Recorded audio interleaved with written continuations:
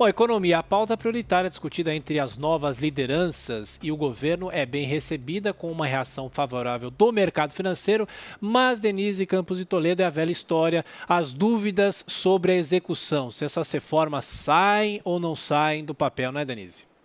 Exatamente, Tiago. Uma coisa é a carta de intenções, que foi muito bem recebida, esse clima mais ameno entre governo e os parlamentares, as novas lideranças do Congresso. Então, o discurso foi muito bem recebido, não é? Embora se ache que a pauta de prioridade seja muito extensa. Agora, na prática, é que se vai conferir, aí o mercado tem algumas ressalvas, tanto que a gente viu que o dólar ontem subiu um pouquinho. Então, tem uma certa cautela. Primeiro, porque se sabe da dificuldade de tramitação de matérias relevantes no Congresso. E depois, porque se percebe na prática a dificuldade, por exemplo, de aprovação de uma PEC emergencial que tenha um alcance suficiente e no prazo adequado para compensar a eventual volta do auxílio emergencial ou mesmo um reforço do Bolsa Família, como defendem muitos economistas. O Bolsa Família poderia ser mais abrangente, número de pessoas a serem atendidas, aquelas pessoas que efetivamente estão agora sem proteção financeira, principalmente diante das condições impostas pela pandemia.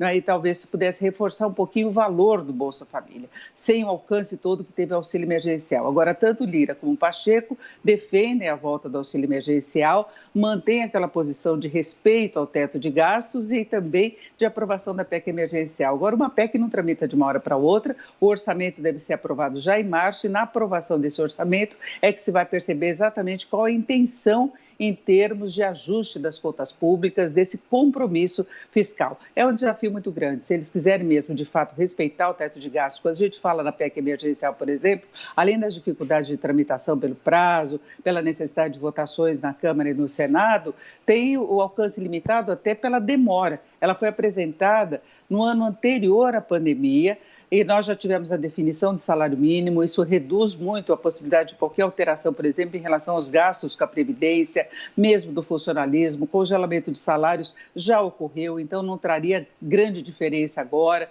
Tem a questão da redução da jornada e salários do funcionalismo, que seria um gatilho a ser acionado no caso de dificuldades no cumprimento do teto de gastos, mas há limitações por aí. Uma outra questão que gera dúvidas também é a possibilidade de privatização da Eletrobras. Já existe um projeto de lei em tramitação no Congresso, que não foi colocado em pauta porque há resistências muito grandes.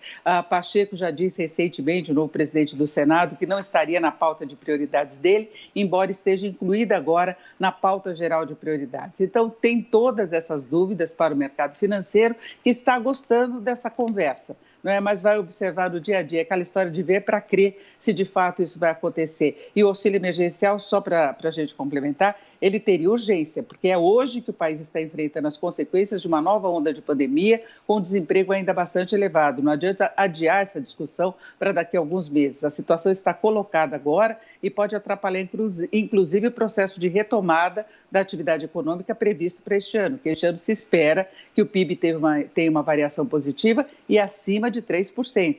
Os mais otimistas chegam a falar em 4%, mas antes é preciso ultrapassar esse começo de ano, essas dificuldades que nós estamos vendo em função de novas restrições, da pandemia em si, não é? E sobre a Eletrobras, a novela se arrasta pelo menos desde o governo Temer. Agora, e o mercado financeiro, Denise? O que vai pesar hoje no desempenho do mercado?